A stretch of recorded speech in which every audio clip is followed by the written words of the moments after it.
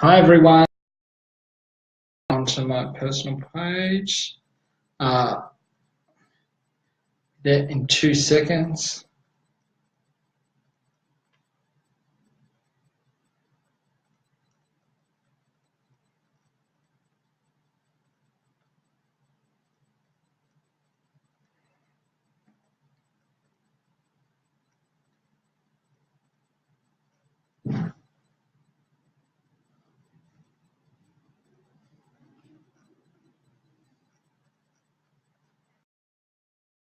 Hi everyone, and welcome to the 8th Totally Speedway Q&A Facebook Live with its publisher and editor, me, Daniel Powell. Thanks for everyone for tuning in.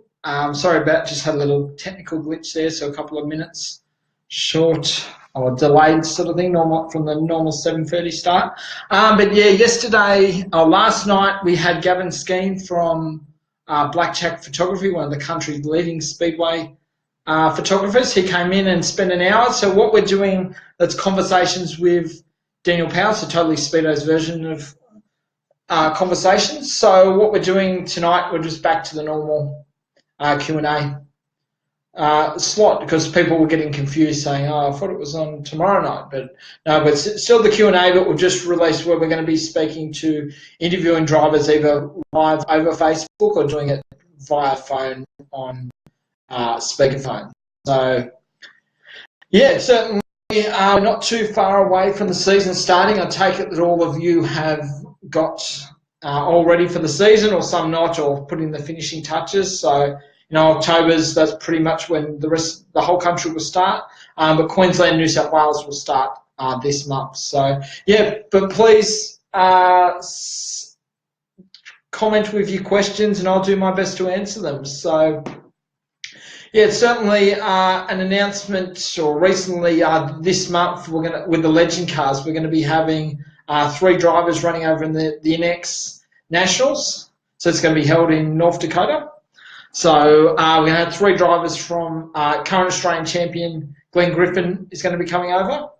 And doing it, Glenn Mitchell, he's the current ACT and Victorian champion in the Legend Cars class. And then we've got Scott Keane. So we're going to have 3 representative at this year's NX Nationals. So it's really exciting for Australia. And full kudos to John Dennehy and the Legend Cars organisation. It's a privately owned class, but the opportunity for drivers to race over in America, provided via the Legend Cars and their connections, is awesome. There's no other class in the country where you can generally have an opportunity to leverage off the Legend Cars contacts, where they help you and go over there and, to race. So, if you want to race a sprint car, you're going to pretty much go over there and do it off your own bat and build your own connections. With Legend Cars, it's a class, it's a restricted class, but it's one certainly that allows you to spread your wings, so to speak, and naturally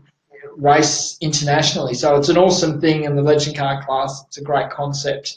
And an example like this, allowing competitors to go over and realise a dream and represent their country in America, is awesome. So, so that's one of the news things that have come through in recent times. So that's really exciting, and look forward and good luck to those 3 competitors. So Glenn Arnold, the current Australian champion, Glenn Mitchell, the current ACT and Victorian champion, and Scott Keane. So he's going to be running over there. So it's awesome, and go the Aussies. So. But hit me up with your questions. Any predictions that you'd like to? I'll put my neck on the line and say, like who's doing what. But it's a bit of a quiet period now. We've got some practice sessions that have been started. I must make comment.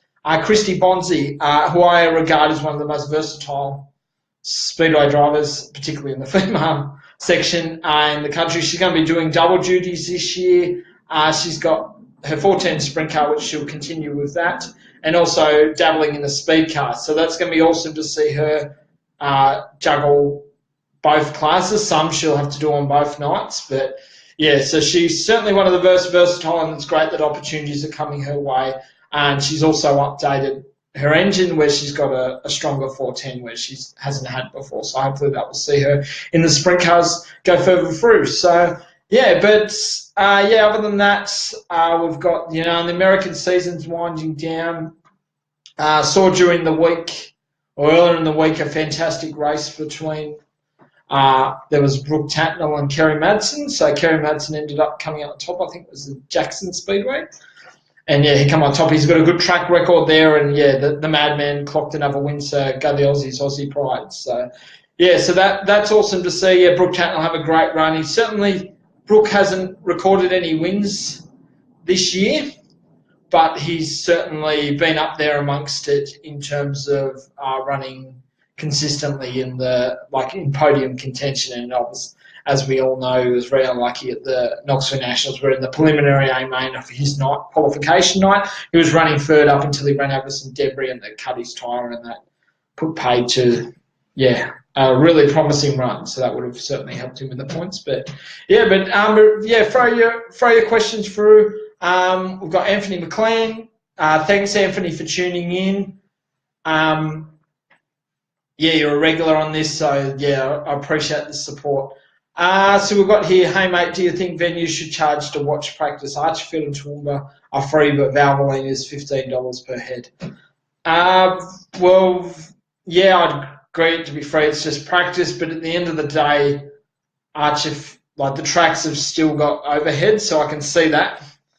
And yeah, they've still got to turn on the track lights. They've still got to prepare the track the best they can, not as well as they would for race night, but they've still got overheads. They've still got to open the gates. They've still got to do all that. Although it's low key, they've still got $15. It's not $30, which is normally the cost, up to $35 during the international season. So yeah, $15. But I'd pay it.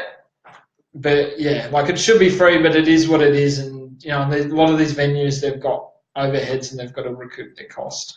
So no, I totally understand that. So, and considering we haven't seen racing since April and May this year, it's been around 4 or 5 months.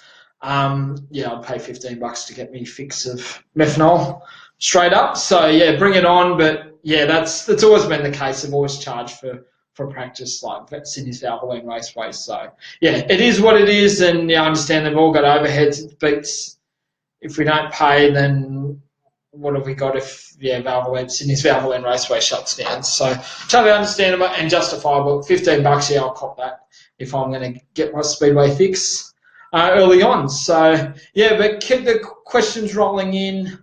I'll do my best to answer them. Really enjoying that. So yeah, Anthony McLean, just true. So yeah, thanks Anthony for agreeing there, but you don't have to, but that's just my opinion. So yeah, with that, but keep them rolling in. That's what I'm here for. So Ben Griffin, question, he's a regular here, Lismore, and you do a lot of great work, Shaq, with the V8 Dirt Modified. So keep going hard, mate. So it's really impressive. So yeah, no, we need great people like yourself that are really passionate about the sport. So keep up the good work, mate, and flying that flag for the V8 Jet Modified. So just to your question, great to see Liz Moll's Tanya Smith get back behind the wheel of her rocket chassis superset in Archfield last night. That's awesome to see. Tanya has battled with injury. So she had an arm injury. I remember doing a story about it many years ago, about 7 years ago. So Tanya, I speak of Christy Bonzi and the likes of that, and Kristen Brown and all those, but Tanya Smith, she's one of the pioneers of the females. And she ran modified sedans in the late 80s, early 90s, then stepped into super sedans and really took it to the boys. So she's a former winner of the Granville Anderson Memorial. I think she ended up picking up the win there. That was about 2010. So, and she's got her partner, Danny Smith, who's the proprietor of the rocket chassis in Lismore there. So it's awesome to see her back behind the wheel. Hopefully she remains fit and she can do it, because when she's on top of her fitness, and obviously having an arm injury, then, when she can certainly take it to the boys. So it's great. So, so hopefully that's the start. So I'm assuming, Tanya was just, blowing out the cobwebs and just getting back the wheel, but hopefully this will be the start of her getting back behind the wheel, because, Tanya Smith, who she used to be known as Tanya Peacock, back when she was running modified sedans in the late 80s, early 90s, and in her early days of super sedans. So, she's certainly a talent behind the wheel, and yeah, she's also doing a lot of merchandise too, I see. So yeah, with that. So Anthony's got another question. Who do you think will take over from Jamie Veal at SWI Racing when he swaps teams? Well, Anthony, to answer that question, no one, because that team here in Australia is getting wound up. So the reason why Jamie has vacated the family ride, because they're wanting to focus on their American activities. So they run their own team over there. So they're winding up the team here in Australia, and so they were already planning that before the deal. So that was already, and Jamie was going to look for a ride.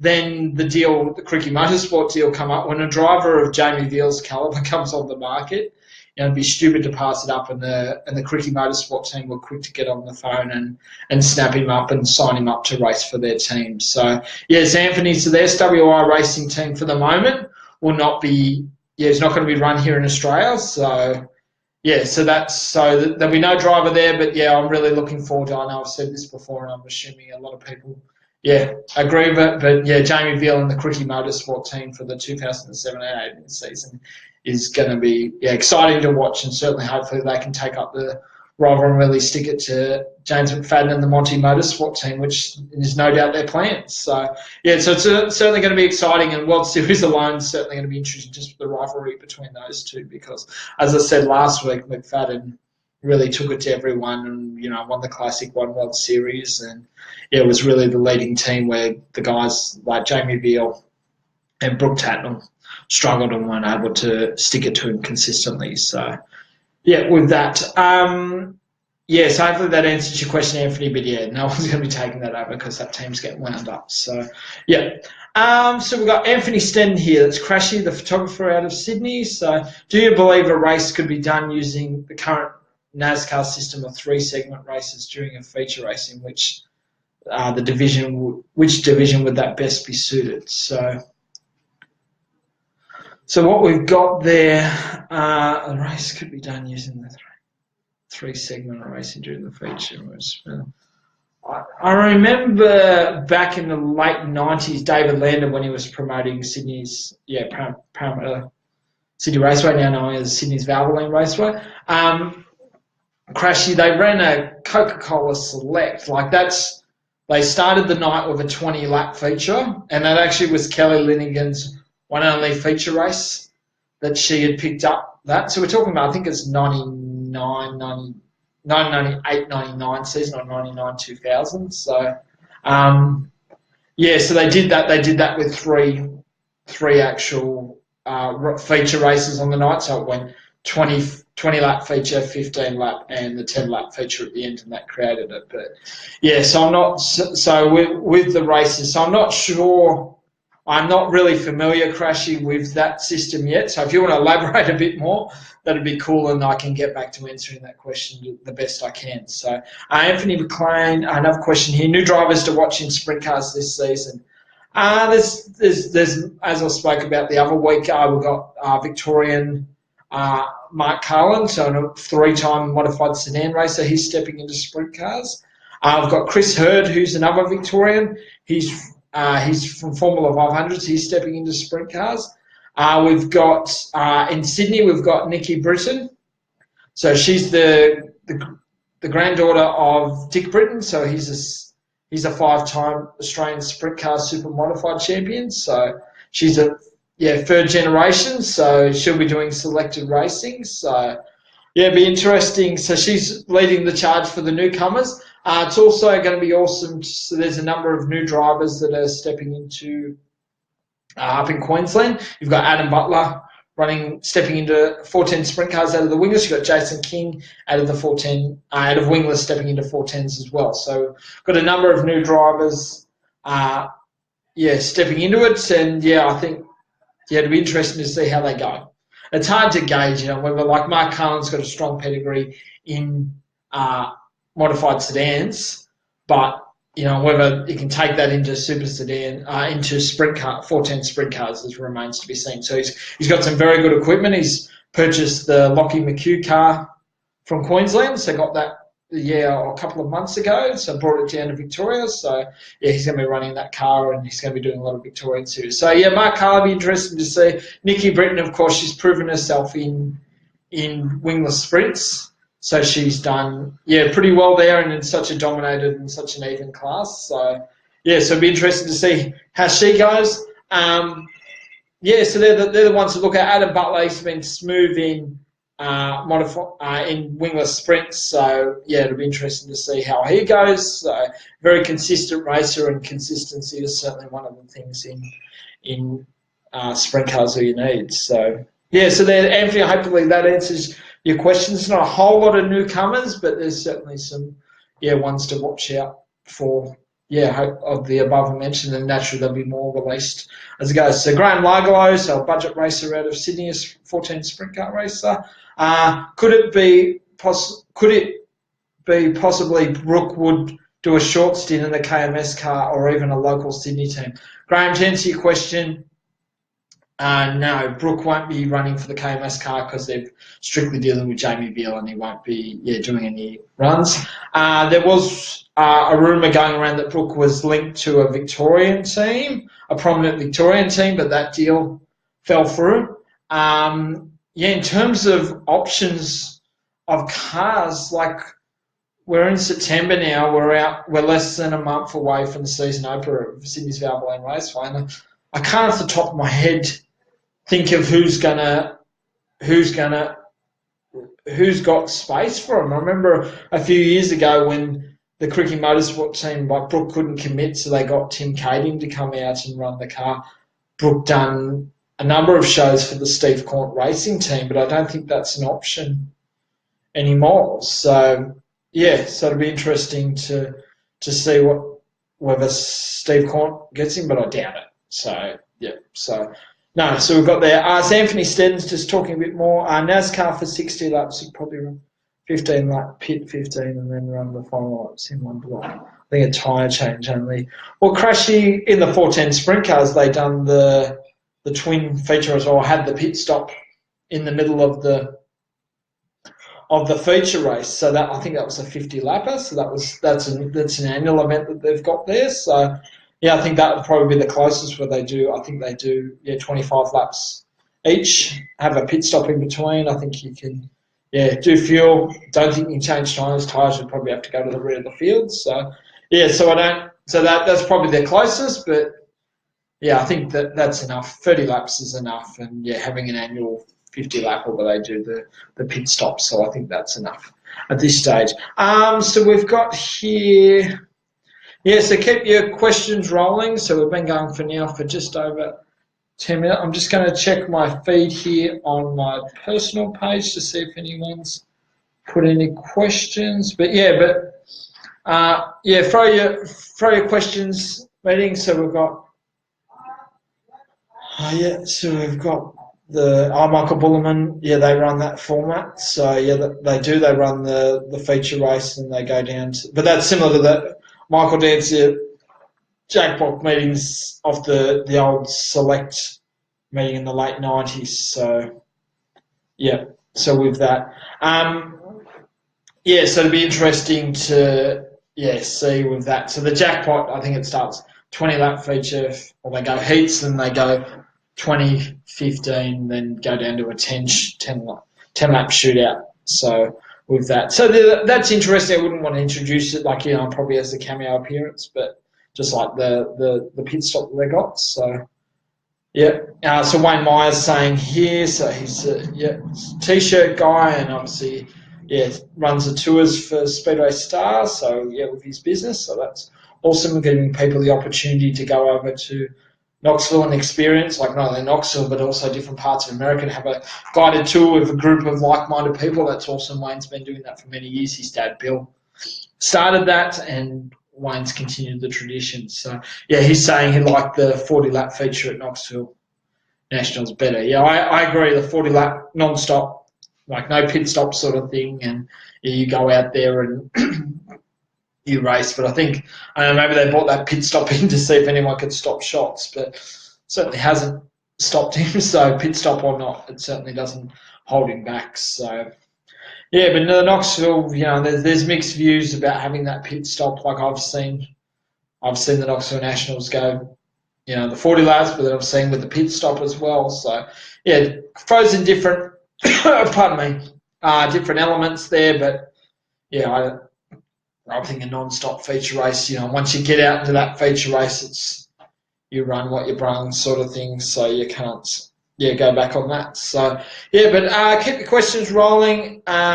Thanks so much for everyone's support of this, and especially last night. We had over 2,000 views last night with my interview, the conversations with myself, with Gavin Skeen. So that was really well received, and yeah, it's overwhelming because I've done this off, and this was just a trial to see how it's run. To have so many people tune in and value what I say, it's appreciated. So some of you might not agree with, but that's why it's an opinion, and yeah.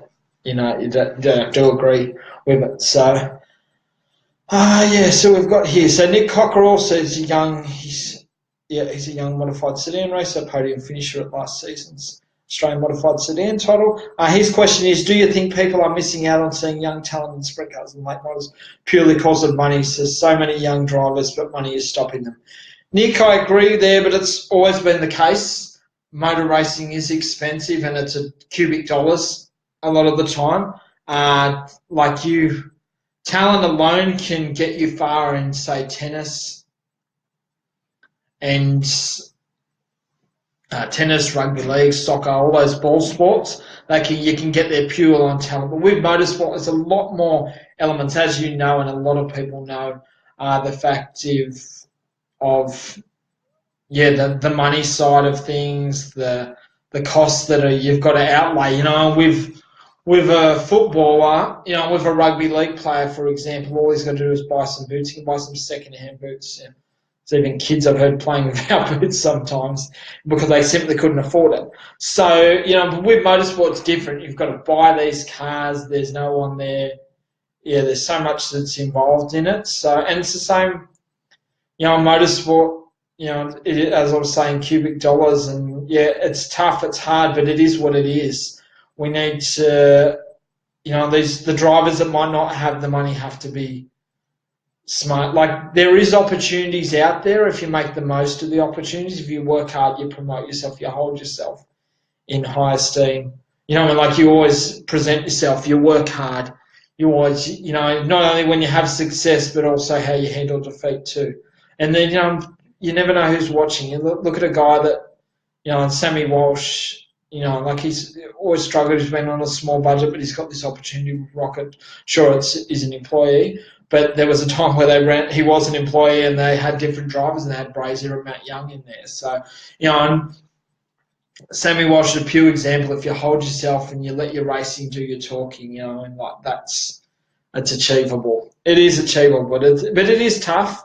It's a dollar thing, but it is what it is, and if you want, like with ball sports, you can get there purely on talent, but with motor racing, you need some money to back it up. Look at Formula One these days. There's only a number of drivers that have got there on merit. A lot of them are paid drives, and obviously that, and same with V8 supercars too. So it is what it is. Motor racing is it's a dangerous but an expensive one as well. And it's a shame, but these drivers that might not have the money have just got to be smarter and just trying to do the best they can, trying to get noticed. Because there is opportunities out there. They are limited, yes, that is. But if you work hard enough and you want to do it, for example, I'll use a young Sydney sider that made his sprint car debut last year, Aidan Elliott. So he's had a lot of success in speedway karts, and he stepped into sprint cars last season and I think he did about half a dozen race meetings running for the Peter Burke racing team.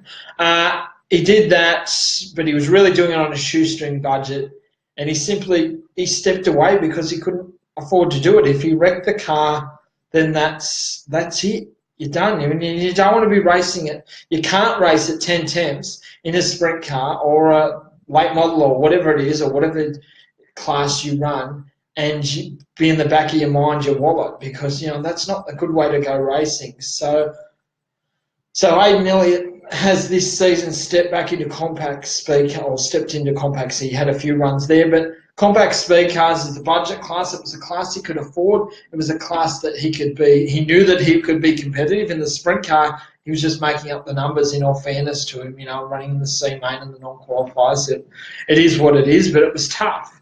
So, he stepped back into the compacts now to try and build his name up and doing it that way and getting noticed by doing well in these other classes, and so compacts has got a rich history. It produced guys like Peter Murphy, Skip Jackson, Rod Bowen. So all these names from the yesteryear and guys that a lot of people look up to have produced.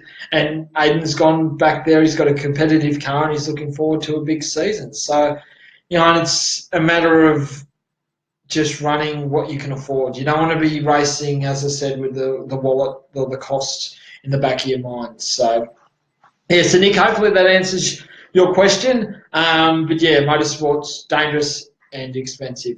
Wayne Myers got another question here. What are Daniel Pesca's plans for this season? Not 100% sure. I will look into that and I will let you know. But so we're coming up. So 26 minutes now I've been going for. So we've got another, just over half an hour. I apologise in the background.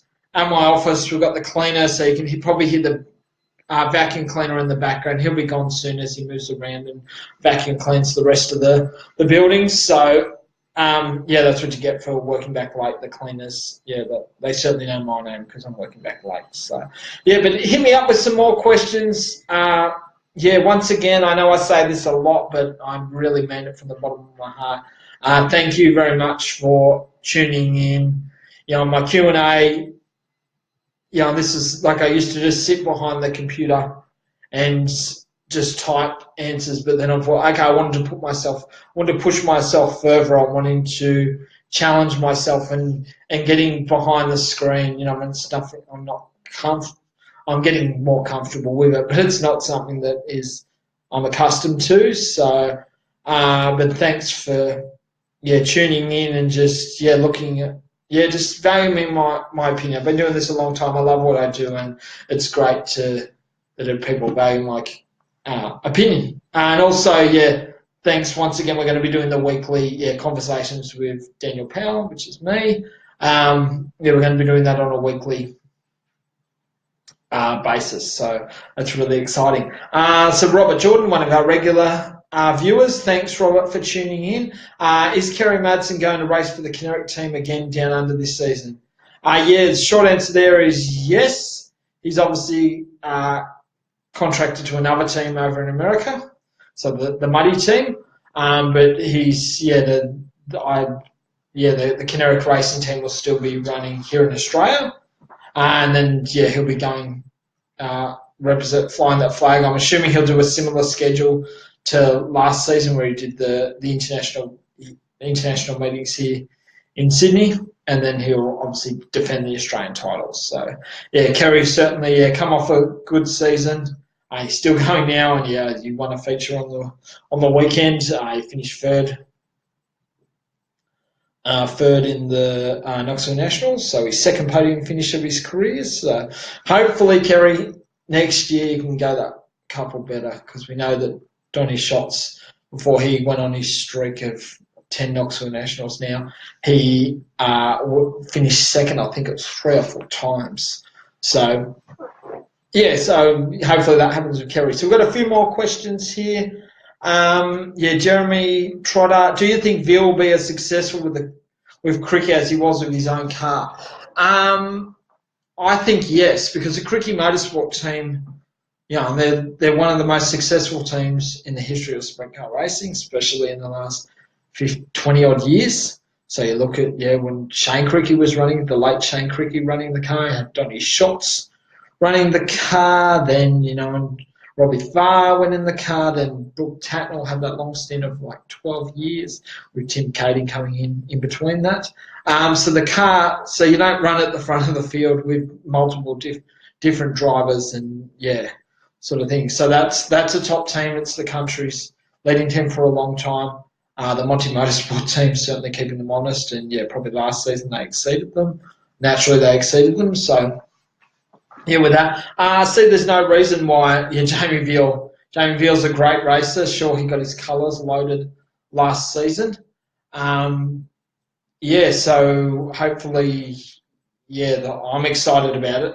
It's going to create a lot of interest. Monty Motorsport team, they went up north recently, a couple of weeks ago, and ran the Chariots of Thunder at Darwin's North Line Speedway, and he was dominant there, even though Tim Vecchi had done a fantastic job, and yeah, Pete McFadden and yeah, outdrove him and passed him and went on to win the NT title, but consistently,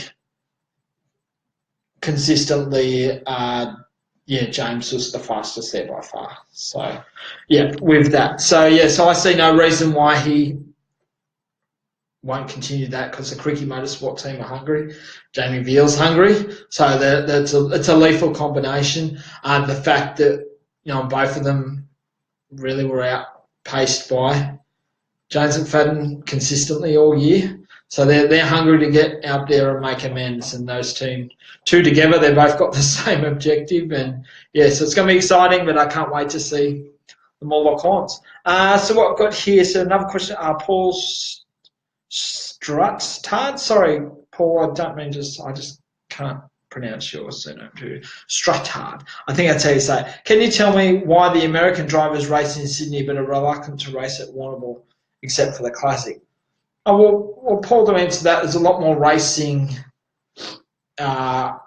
in the Christmas New Year period at Sydney's Valvoline Raceway. Like, apart from Brisbane, it's the most racing during that period for the 14 sprint cars. Warrnambool, they have a race meeting, a traditional SRA series round before Christmas. Then they have the January 1 meeting. Then it goes on to a break where the cars are going elsewhere. And then it comes round to the Classic. So you'll see a handful of drivers that will run the January 1 meeting at Warrnambool's Premier Speedway. But the rest, it's just simply the racing, And in Sydney, you've got a week and you've got, I think, 5 or 6 shows in that tight period. So you would go there and there's good money there and you can fly into Sydney and be at the track within an hour, depending on traffic. So you fly straight into Sydney, be based near the track, go and see the sights of Sydney. So, yeah, so there's a lot more perks racing in Sydney, prize money, cars, all that. So, and then simply the dates. There's more racing during that period in both Sydney and Brisbane than there is at Warrnambool. And that's, obviously the Classic, all the drivers, it's the Knoxville Nationals for here in Australia. It exceeds the Australian title in my opinion. So, yeah, so we've got Joshua Butler, another one of our regulars. Do you know of any US drivers coming over at Xmas time with Donny this year? So it's been a bit quiet at this time. I think a lot of not much has been revealed in terms of American drivers. So what we've got, so I'm not sure. There's Donny. I don't think Donny's been confirmed. You've had Tony Stewart and Shane Stewart have been announced to run in New Zealand, but in terms of other Americans, there's not too many that have been confirmed. I can assure Brad Sweet's not coming out because he's the impending birth for his partner, so he's not coming out with the Roos team. So I'm not sure what's happening there. Then I'm assuming Harley White will come out again for the Stritton Motorsport team. So she done really well. It was a great fan favourite, but I'm assuming she'll be back. So there's not. So we've got Carson Macedo. He's definitely who's running World Series. He's going to be running with the Dyson Motorsport team. So that's confirmed.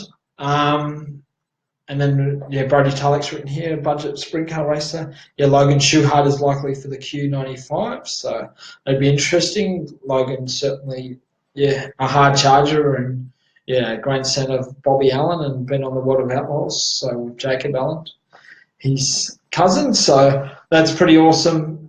Logan Schuchart, so he's a World of Outlaws winner, feature race winner, or A-main winner. So, so in terms of Josh, I think once, hopefully there'll be a few announced, but naturally at the Classic you'll get 15 to 20 Americans come out. Not sure of who they will be. So, it'll be interesting. So Nick Cockerell's asking another question. It's a young modified sedan racer out of Victoria, what do you think is going to take to get super sedans back to what it was in the 90s? Or do you think it's past and we'll never be back to having such a big follow, but it's not looking good? Well, Nick, in regards to super sedans, I love super sedans. I grew up watching a lot of super sedans. Like being from Sydney here in New South Wales, saw a lot of racing at Sydney and Newcastle, the old Newcastle Motordrome, which used to be the home of super sedans. So we've got here, throughout the 90s, having John Pine and Ron Pine and Stu Robinson. The list goes on. So, and they had actually had, like in the mid-90s at Newcastle and a few other tracks in Lismore and that, they ran the US versus Australia test match, and they had guys like Scott Bloomquist, who's one of the country's leading late model drivers the world's leading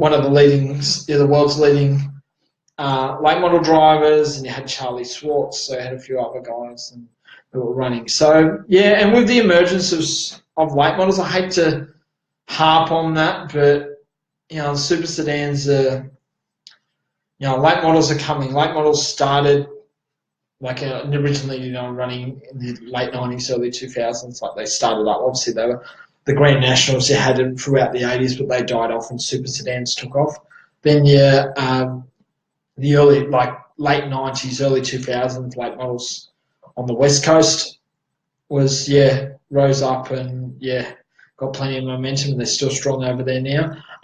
Late models in the about 2003, 2004, late models came onto the scene on the East Coast thanks to Bruce McKenzie and Scott McPherson and guys like that, pioneers that really put a lot of effort into build up the profile of late models on the East Coast, and a lot of credit goes to those guys, because without them I don't think late models would exist to what we've got now. So super sedans on the East Coast, you've got some great talents in Darren Kane, of course, the current Australian champion, and arguably go down in history as one of the best sedan drivers ever. Then you've got Matt Pascoe, his arch rival, a multiple Australian champion, so he's right. Then you've got Callum Harper, who's currently over in America running a late model at the moment. He's naturally a super sedan champion. But I don't see how supers will get there. It's a major coup now having super sedans having their Australian title, or the 2017-18 Australian title. It's going to be held at Sydney's Valvoline Raceway. So that the last time it was held there was in 2003. That's when Mick Nicola won his third and final Australian title. So I think supers, it's tough because you got supers, and where do you go to with super sedans? I love supers, don't get me wrong, and I'm a fan, and I love supers and late models, but when you get to supers, where do you go? You get to the top of that, where do you go? You see, you've got guys like Brad Smith from Tasmania who's left and went to, left super sedans and went and got a late model. Darren Kane, for the number of recent seasons, has been dabbling between super sedans and late models. We've got, Callum Harper, done the same thing. He's the current, he won the late model title. So he won the super sedan title. And he was the current holder at one stage last season. He was the current super sedan and late model title holder. So that was amazing. So the national champion there. But the fact that, and as Matt Pascoe said to me a number of years ago in an interview that I did with him in regards to late models and super sedans, and Matt's dabbled in a late model before. He's had a few cameo appearances. But he said, he goes, well, I'll join late models when the competition exceeds what's in super sedans. And I think, Matt, it's getting that way. I think it's very close. You've got guys like on the West Coast, you've got Jamie Alford, his brother Warren Alford, you've got Craig Rosberg and Kai Blight and Jay Carty. But then you've got guys here on the East Coast, you've got Ryan Fennick, Ben Nicastri, you've got Darryl Grimson, you've got Nathan Disney, you've got all these guys, and you've got down south, you've got Cameron Pearson, who's a young gun on the charts. And then you've got up here, you've got Carter Armstrong, a youngster out of Queensland, and you've got Aaron Van Zeeland. So Queensland guys, and you're obviously Darren Kane. So there's plenty of competition there. And as Matt said to me, that yeah, he'll only join late models when the competition, but it's getting pretty close, mate. So yeah, with that. All right, so we've got so we've got a number of questions. Okay, more questions. Bailey Morton, see the wingless, yeah, Australian wingless sprint racing news release. What are your thoughts? I'm not sure 100% on the finer details there, but obviously, just to let people know, so there was 2 disqualifications at last season's Australian title that was held at Carrick Speedway in Tasmania for the wingless sprints. Original third place, Scott Thompson from Queensland, he was disqualified, and the 4th place finisher, Daniel Storer from Victoria. What happened, both of them have got issued with breach notices, and they were therefore disqualified and suspended from racing. What happened earlier this week, there was a release put on the AWSR Facebook page saying that there was the Storer family had found a discrepancy in the procedure, that everything was done, and yeah, they fought it, and they were reinstated as 3rd place to Daniel Storer. So Scott Thompson has been disqualified, but Daniel Storer has been reinstated in 3rd, and Glenn Watts, who was originally after the 2 disqualifications was giving 3rd, he's now 4th. So yes, the Storer family fought it all the way to clear their name, and obviously there was some mistakes made in the procedure, and it is what it is. But hopefully we can go forward and we can. It's great to have Daniel and the team. Yeah, obviously it's a touchy subject, and there's a lot of emotion involved. But yeah, we've got to the bottom of that now, and the Storers have cleared their name, and they can hopefully have a good season here at Wingless. We've got the Australian title coming up, the 17-18 Australian title at Sydney's Valvoline Raceway, so it's going to be exciting. So yeah, so just going through the questions here. Ben Griffin, Grafton's Tony Blanche in the AMCA New South Wales number 2, we won to watch the season. He had loads of talents and really give it a red hot go. Yeah, Ben, totally agree. Blanchy, great guy, great hard charger. He's been right up there in the mix, and knocking on the door for a big win, and that'll come shortly. And Tony's certainly no slouch, and he's just got to race against the heavy hitters more, and those wins will start to pop up, especially against the competition. So he's certainly straight with that. So Nick Cockerell, so no one thinks I'm against them.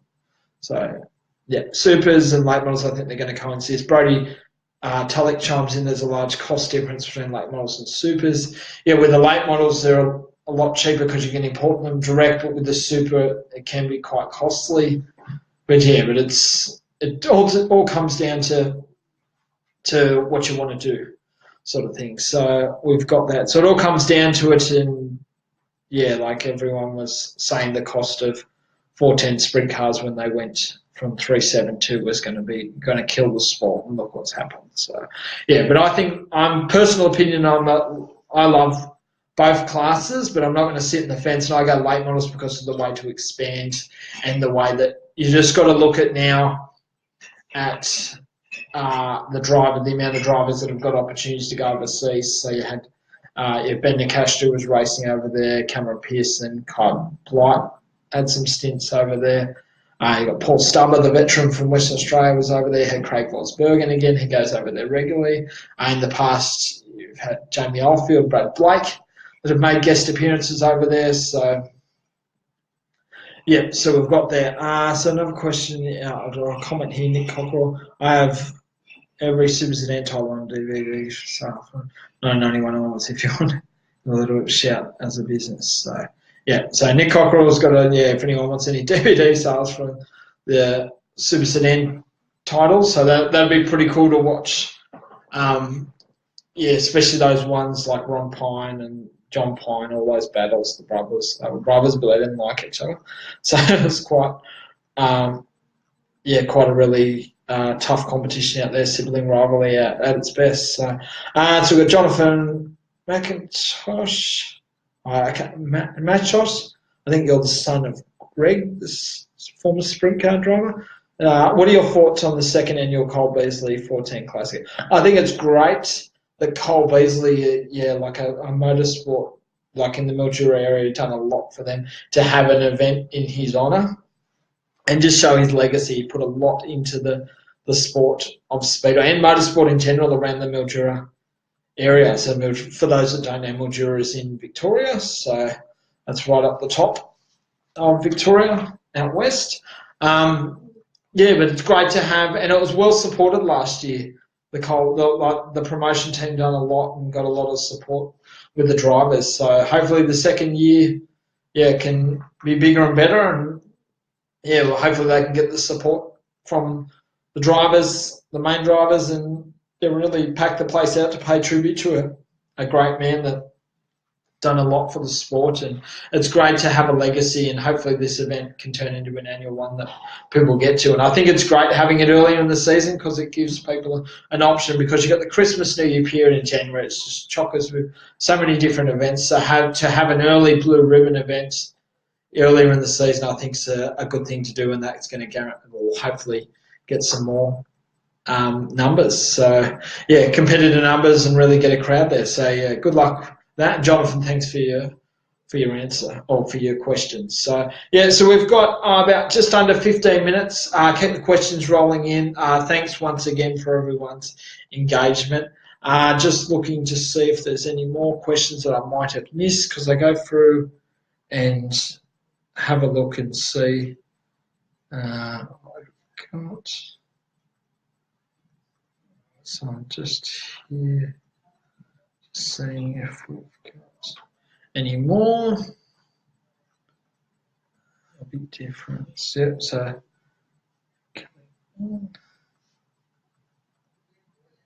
cool.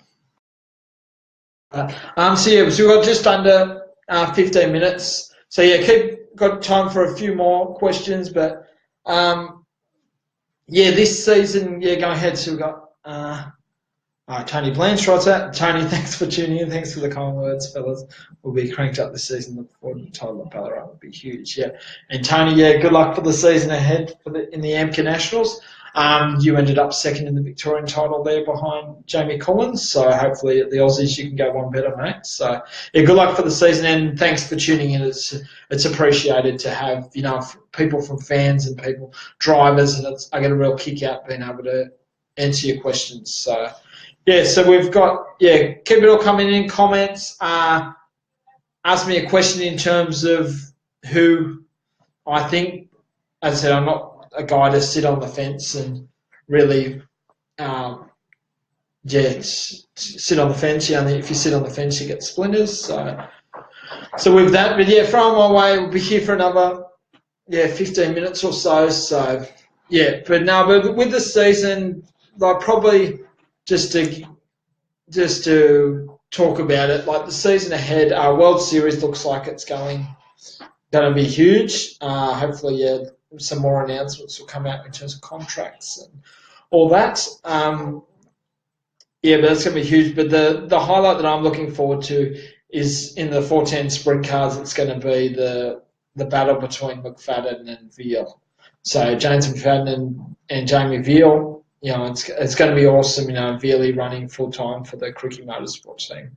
That's going to be awesome to see. I think the Australian Super Sedan title at Sydney's Valvoline Raceway is going to be awesome. So I can't wait to see Darren Kanan, Matt Pascal and Callum Harper and all those guys really go at it. Also, the Australian AMCA National title, which is going to be held at Ballarat's Redline Raceway in Victoria. That's going to be huge. Naturally, all the street stock title, that's always going to be awesome. Later this month, we've got the Brian Rose Memorial, which is at Ellenbrook Speedway in Victoria. It's Ellenbrook Speedway in Western Australia, so that's one of the biggest street stock events. And last year's event, Anthony Bear ended up winning that, driving for Dan Salter. In his case, also later that season picked up the WA title, so that was awesome effort. But the battle between Barry and Jamie Oldfield, one of the local heroes there and a multiple Australian champion and arguably one of the most versatile speedway drivers in general. Yeah, so that was awesome. I can still remember it as if it was yesterday. So hopefully that battle can continue. And yeah, so we've got another question here. Just a few more questions. So I've got Anthony McLean. The Lismore City Council has Speedway in its sights. The council wants to shorten the night until 10 p.m. curfew. Lander feels that this will affect it economically. Yeah, what do you think? I think yeah, it's tough, but the showground's not too far out from town. And you get people that move into areas, and it goes across. It's across the country. It's over in America. They're getting affected by that. Where people move next to the speedway. Speedway's been there for 50 years or whatever it is, and someone complains and writes the actual writes a complaint, and then the track gets shut down. So these people move into these areas knowing very well the speedway's been there. It's got a rich history, but they shut it down due to making complaints. So yeah, it's just an ongoing issue that's hard to battle. We've just got to do what we've got to do, but there's some restrictions and there's things that are going to be, you've got no choice. You've either got to comply or they shut you down. So it makes it really hard. So yeah, I don't envy promoters. It's certainly a tough job at the best of times, let alone having to deal with council and what goes on with that in terms of tightening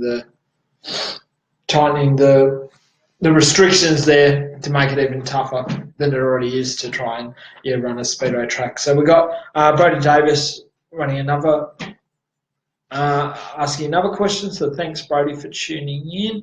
Do you think Darwin Tour made a good decision for the long term, packing the money on the front, finishing places over tow money, playing down the lane? Car count looked good with quality this year, or was that just a high point?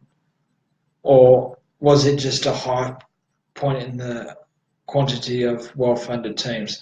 Well, Brody, as you know, your family went there and for a number of years and ran Darwin and done very successfully. Your brother, Adam, had a lot of success there. So you were part of the early days of the Chariots Funder with the Tulloch family going out to Darwin. I think it was awesome what Darwin had done. They'd done a lot of improvements. They put the bonus, they get a lot of funding, government funding, so it allows them to spend money where other tracks down south can't. But I think it was good. There was good amount of talent there. You had James McFadden, of course, coming home.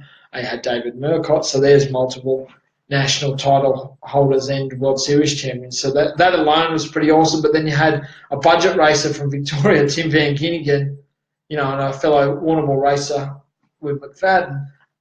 He went up and upstaged them and won the NT title. So I think that's awesome. And then you had a guy like night one of the Chariots of Fun. You had Ryan Davis from Victoria.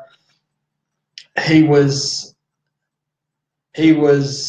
going to, he ended up coming away with his first feature race win. So that was, it was bad luck with McFadden. He was way up front and there was an accident that took him out, but you've got to be lucky.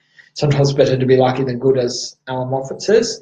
With that. So I think what they did was great. I think if they can back that up next year, that'll be the big test, if we can hopefully have a continuation of that. But I don't see why what they did this year can't continue, and if it's supported by the drivers, and hopefully it was a viable exercise. And with that. So I can only see positives of it. It's great.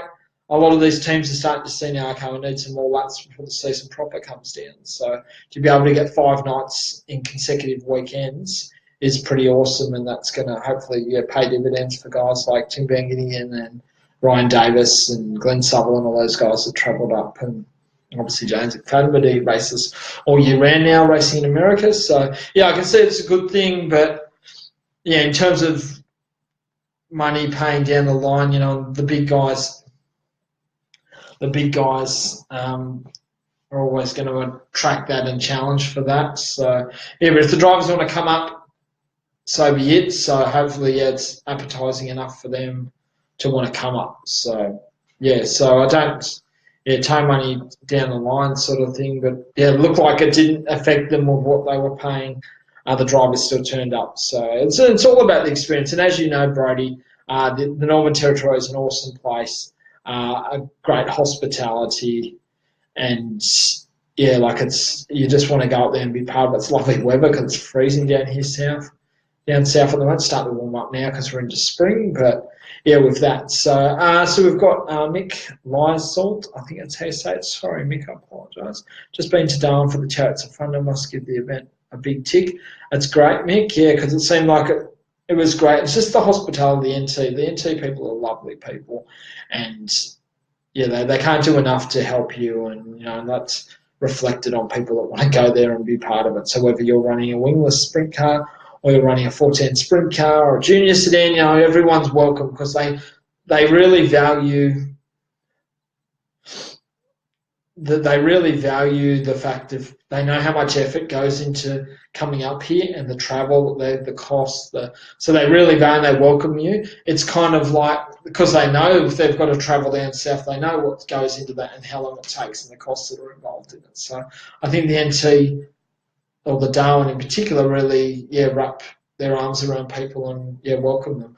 And then also, last Thursday night, they ran at Alice Springs, Runga Park Speedway. So Springer's about a dozen cars that went down there, and then Mitch Warmel ended up coming away with the win. Tony Muir was second, and third was Benny Atkinson. So it was awesome to see a dozen sprint cars go down there and put on a show. There's also, as many people would have seen over the weekend, there was a terrible incident at a burnout club where fire sprayed onto competitors.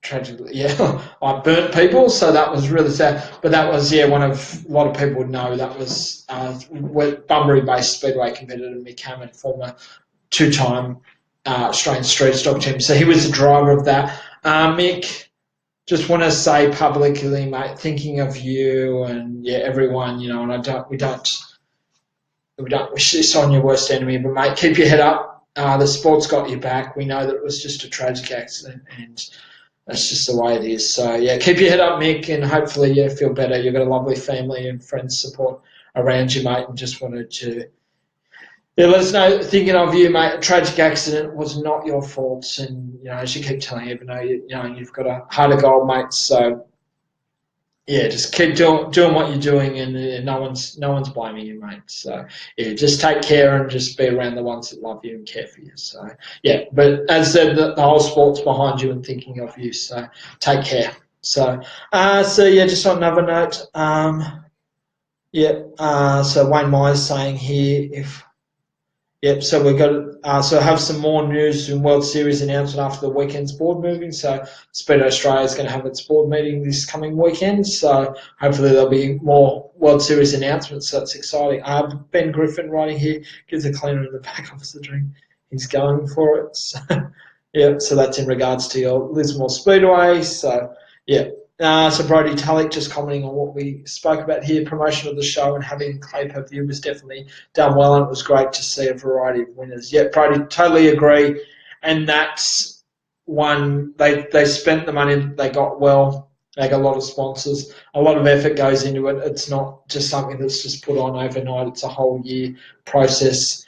And kudos and all the success and this year's effort by having drivers, big name drivers, come along and support the event was awesome. So so we've got there Warren Bishop. How do we get Hotshot Chase Karpenko onto the World Series tour?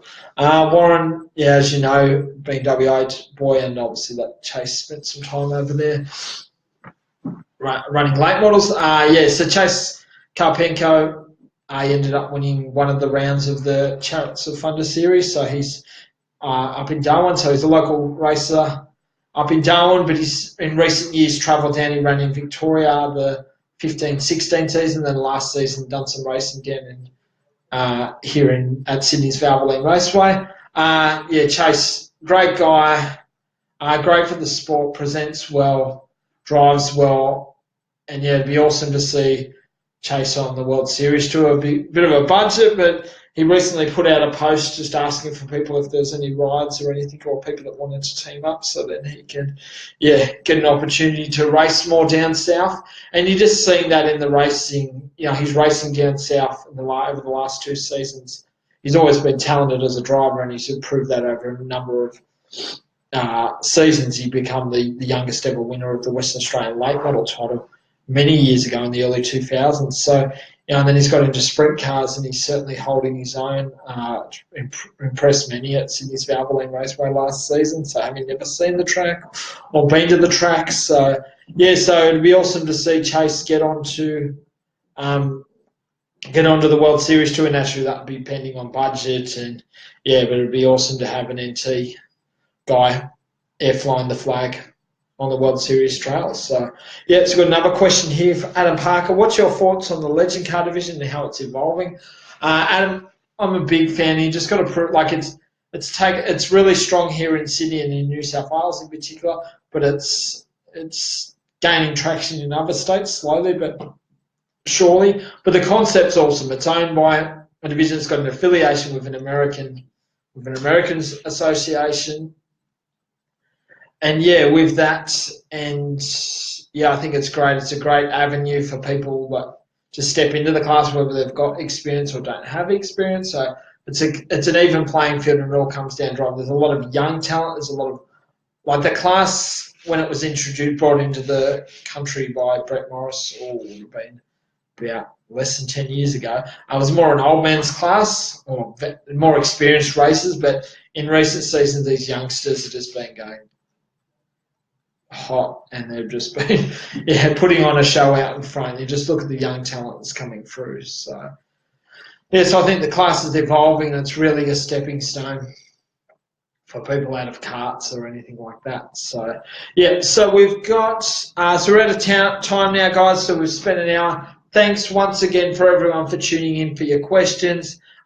Same time next week, so 7:30. New South Wales time. So thanks once again for tuning in, and the next time I'll be on the air will be Tuesday night, where I'll be having conversations with Daniel Powell, the publisher and editor of Totally Speedway. Yeah, so thanks. That'll be the next. I'm just going to confirm my next guest for next week for the conversations. So hopefully we'll go, we'll get someone interesting in and get a lot of feedback. So I'm getting a driver on board. I've just got to confirm that. And either coming into the studio or doing it over Facebook Live on the phone. So yeah, thanks guys once again for your support. I know I say this a lot and it sounds like a broken record, but I really mean it. And yeah, have a good rest of the week, good weekend, and I'll see you Tuesday for the second instalment of Totally Speedway's Conversations with Daniel Powell, and then back it up again for tomorrow night, for the following night on the Wednesday night next week for the live Q&A for an hour. So thanks guys, take care, and yeah, see you next week. Thanks, bye.